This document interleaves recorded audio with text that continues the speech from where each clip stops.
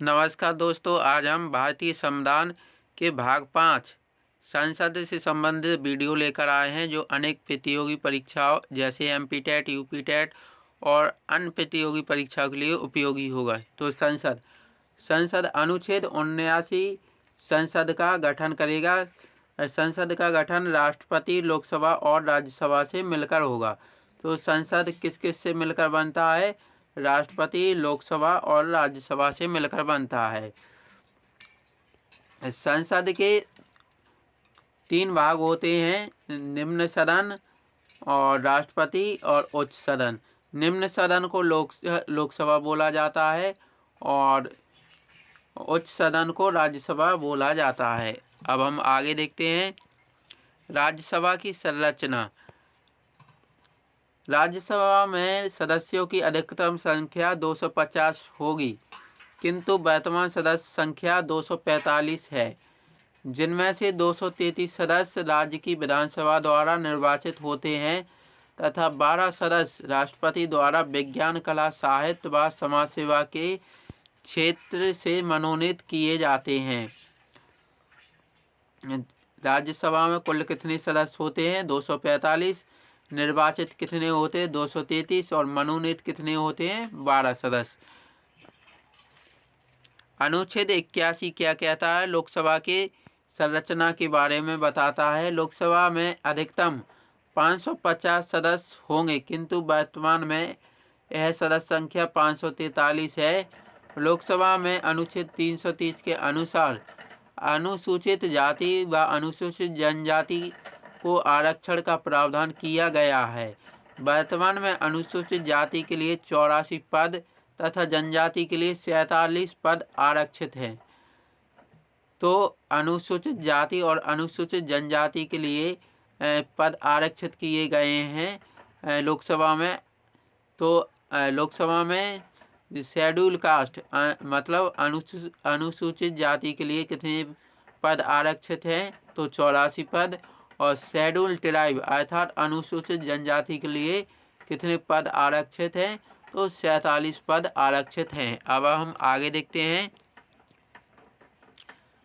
अनुच्छेद 331 के अनुसार राष्ट्रपति लोकसभा में 2 आंग्ल भारतीय समुदाय के व्यक्तियों को मनोनीत कर सकता था, किंतु 104वें संविधान संशोधन 2020 द्वारा इसे समाप्त कर दिया गया है। लोकसभा के सदस्यों को जनता द्वारा वयस्क मताधिकार के आधार पर चुना जाएगा। वयस्क मताधिकार की आयु पहले 21 वर्ष थी, किंतु 61वां संविधान संशोधन के द्वारा वयस्क मताधिकार की आयु 18 वर्ष कर दी गई है। अब हम आगे देखते हैं। अनुच्छेद 82 क्या कहता है? प्रत्येक जनगणना के पश्चात स्थानों का समायोजन होगा, परंतु 84वें संविधान संशोधन 2001 के द्वारा 2026 तक लोकसभा की सीट को स्थगित रखा गया है। मतलब स्थापित रखा गया है कि जब 2026 तक कितनी रहेंगी? तो लोकसभा की सीटें रहेंगी 543 ही रहेंगी। अब अनुच्छेद 83 के बारे में जानते हैं। संसद के सदनों की अवधि।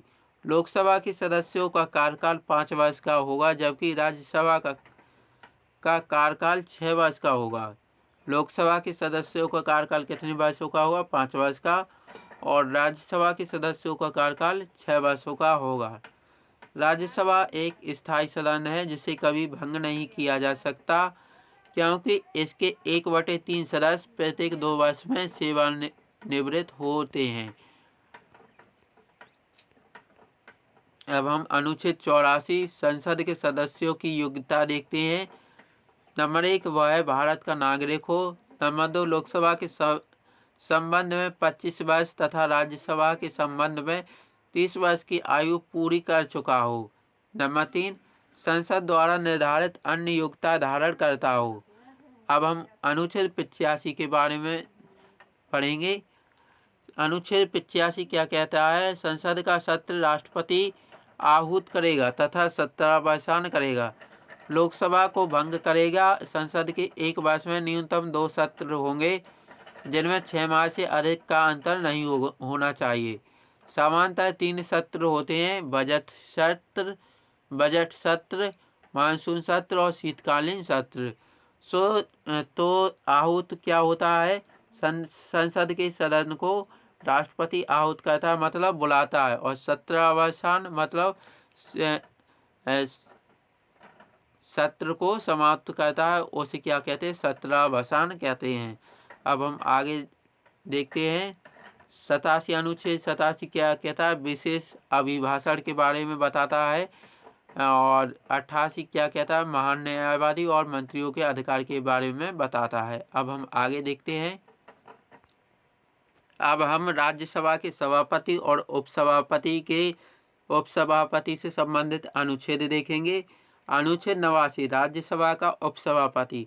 अनुच्छेद 89 के अनुसार उपसभापति राज्यसभा का उपसभापति।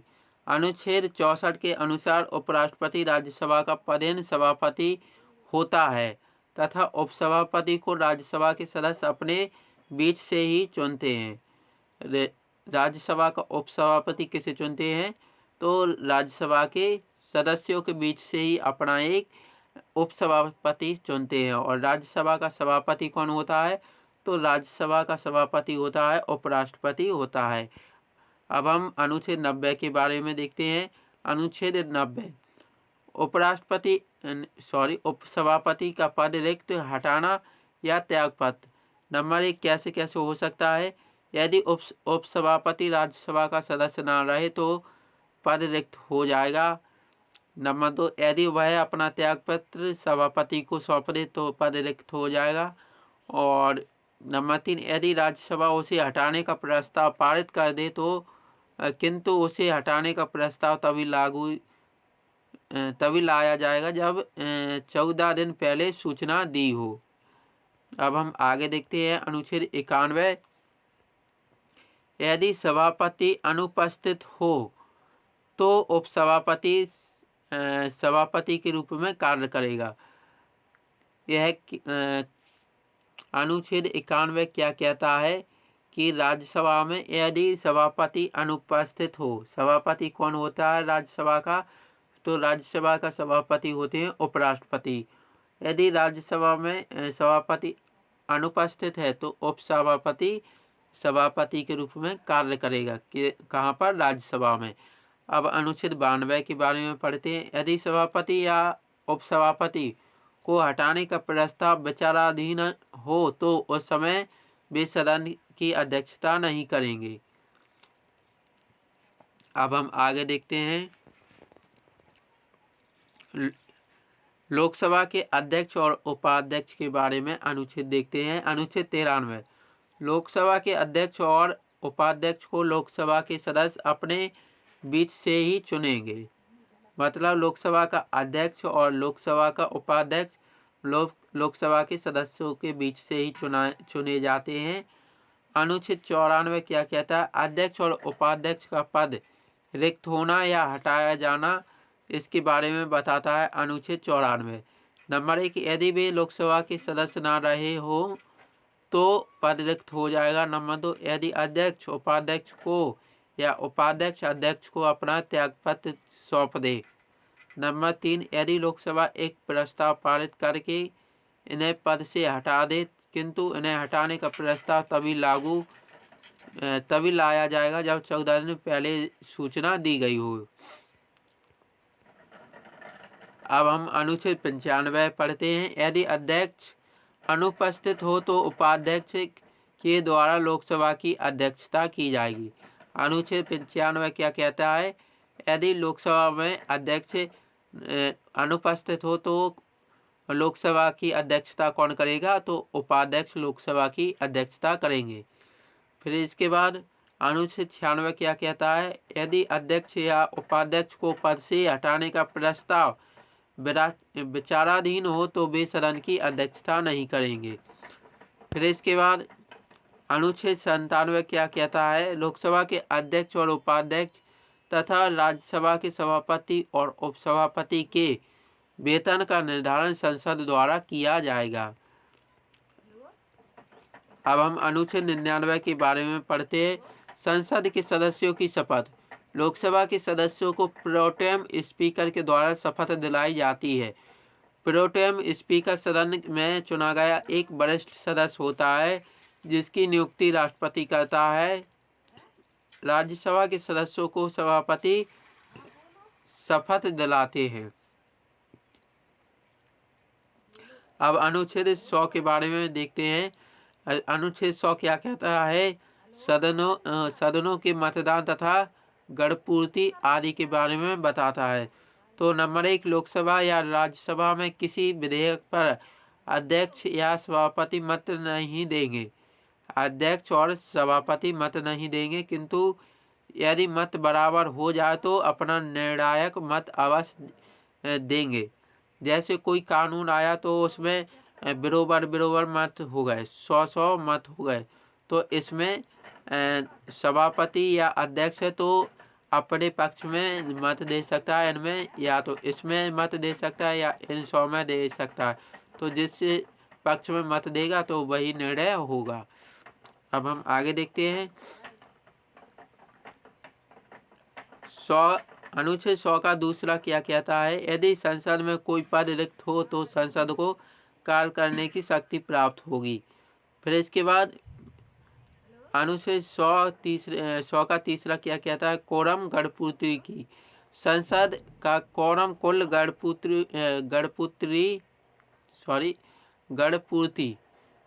गणपूर्ति संसद का कोरम कुल सदस्यों का 1/10 होगा। अब हम आगे देखते हैं।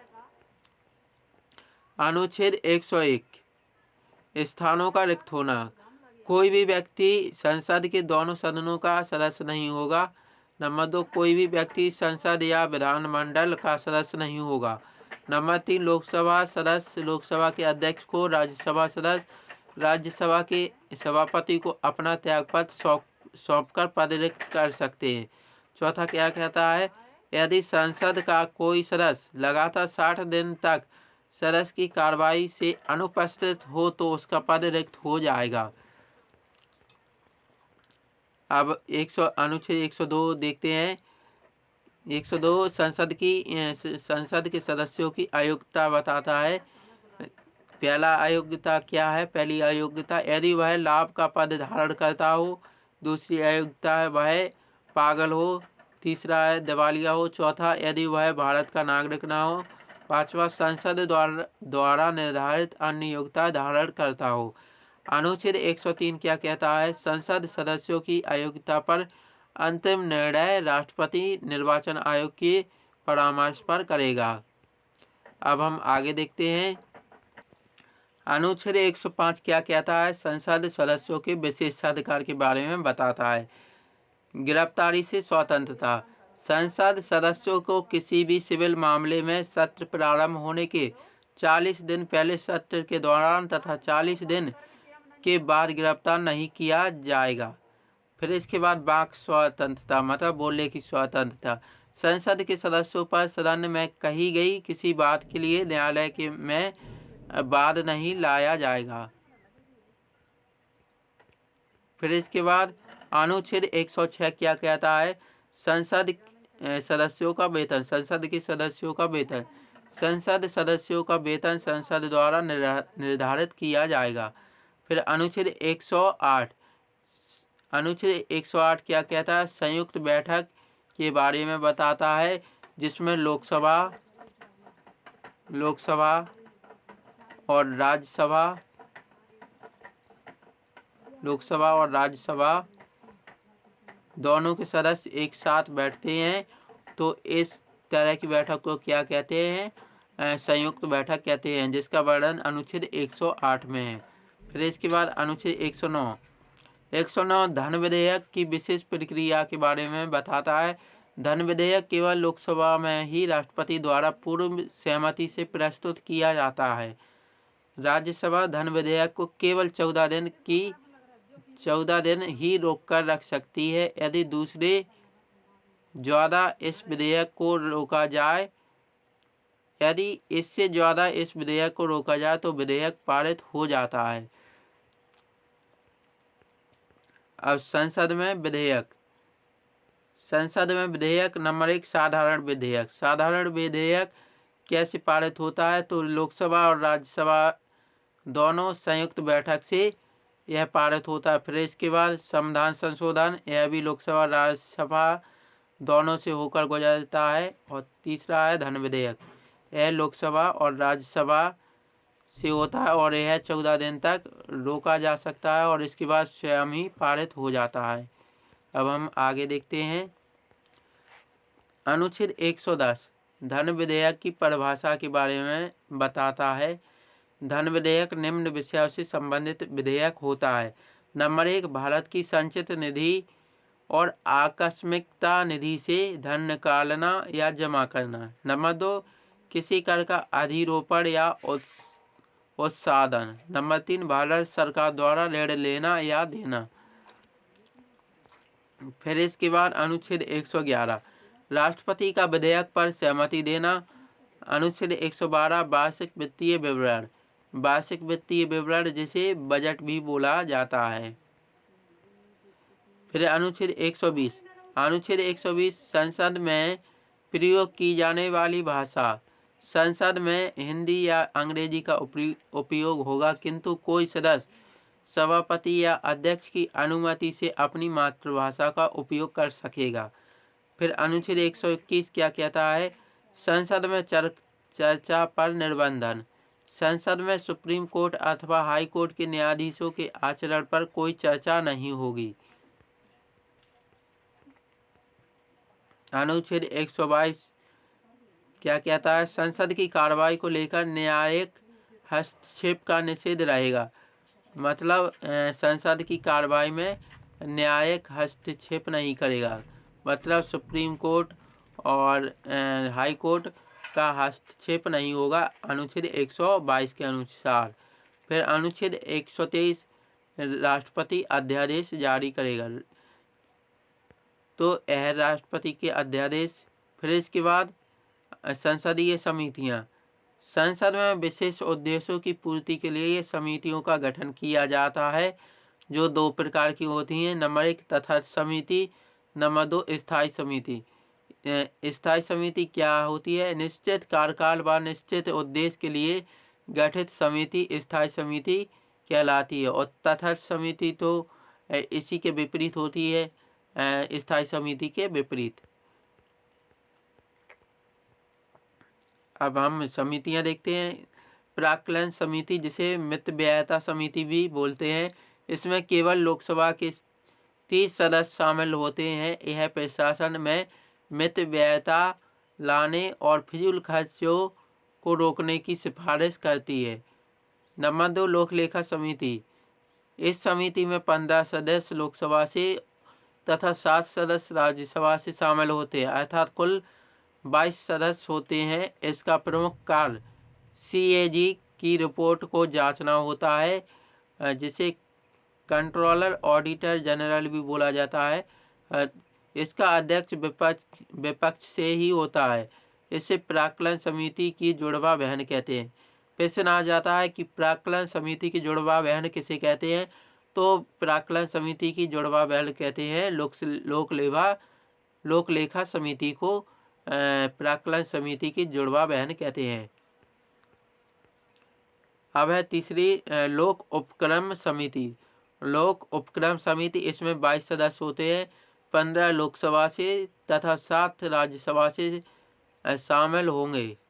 इसका कार्य लोक उपक्रम की वित्तीय अनियमितताओं को जांचना है। तो दोस्तों, यह संसद से संबंधित वीडियो था। अगर आपको यह वीडियो अच्छा लगा हो तो अपने दोस्तों के साथ इस वीडियो को शेयर करें, वीडियो को लाइक करें। और जो दोस्त इसी तरह का वीडियो पाना चाहते हैं वह हमारे इस YouTube चैनल को सब्सक्राइब कर लें, साथ में घंटी वाले बटन को भी दबा दें, जिससे हम इसी प्रकार का कोई वीडियो YouTube पर अपलोड करें तो उसकी सूचना आपको सबसे पहले मिल सके। हम जल्द ही भारतीय संविधान की एक प्लेलिस्ट तैयार कर रहे हैं, तो यह प्लेलिस्ट आपको इस YouTube चैनल पर जल्द ही उपलब्ध होगी। वीडियो देखने के लिए बहुत बहुत धन्यवाद।